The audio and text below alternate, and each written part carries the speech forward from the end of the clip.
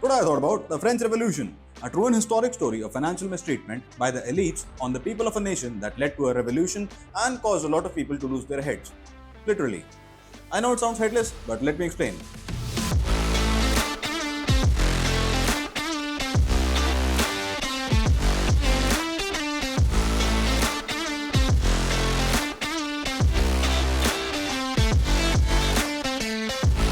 Before we get to the revolution part, let me give you some background and explain the lead up to the revolution. French society at this point was a very feudal system, very similar to zamindari in India and feudalism in imperial Japan. Feudalism, explained simply, is imagine if your local representative actually owned the land of your locality.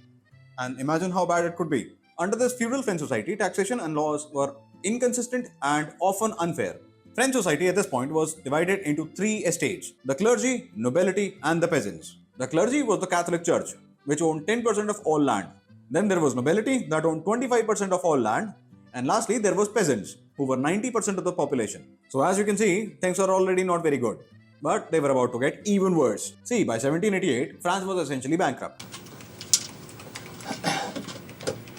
I declare bankruptcy! They had just lost a war with Britain and hence had even more debt. Then they saw a way to take revenge on the British by funding the American Revolution, and the Americans actually won. But in the pursuit of sweet revenge, I said it very weirdly, just like Trump, oh yes, France was essentially bankrupt. Bankruptcy! Just to reiterate, French society sucked. There were three estates, the tax and laws were inconsistent, they had just lost a war with Britain, and in the pursuit of revenge, they had funded the American Revolution, which caused France to essentially go bankrupt by 1788.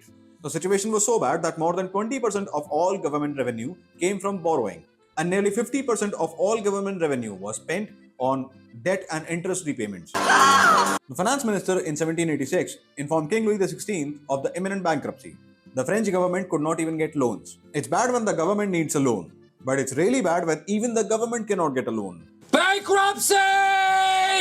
During all of this, the nobles were enjoying and partying. They were spending like crazy. And the debt was only increased by the excessive spending of the French crown. The common sentiment at the time was that Marie Antoinette, the queen, was spending all of France's money on her fashion and lifestyle.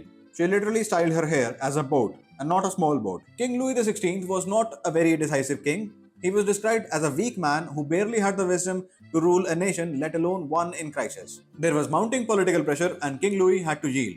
So he reappointed this guy as the finance minister, and he promised to convene the Estates General on May 5th, 1789. The Estates General, which had not been convened in the preceding 175 years. King Louis XV also gave the declaration of July 5th, 1788. This declaration essentially granted freedom of the press.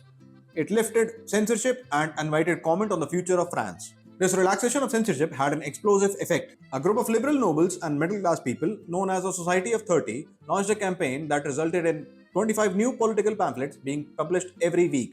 One of the most influential pamphlets written by this guy was titled, "What is the Third Estate?" It denounced the privileges of the clergy and the nobility. It also argued that the Third Estate represented the nation and should sit alone as the National Assembly. The working classes also constantly ridiculed the royal couple in these pamphlets. Well, the Estates General was convened. How the Estates General worked was all the estates would discuss the issue at hand and propose a resolution. But the resolution would only be adopted if two or more of the estates gave their assent, meaning two or more of the estates had to agree on the resolution to pass any resolution. The problem here is that the nobility and the clergy would just veto anything the third estate would propose, so the government came to the inevitable solution of taxing the poor. There were all kinds of taxes on the third estate: income tax, head tax, widow tax, salt tax, and there was also labor tax, where the peasants had to work for free on the land of the local landlords. All this while the first two estates basically had to pay no taxes, they continued to party, and the French crown was also hemorrhaging money. That's all for the beginning of the French Revolution. This is going to be a series, so if you want to know more, stay tuned. If you want to suggest some topics, if you want to correct me anywhere, or if you just want to say hi, do make sure to make use of the comment section. Do like, share, and subscribe. That's all for today.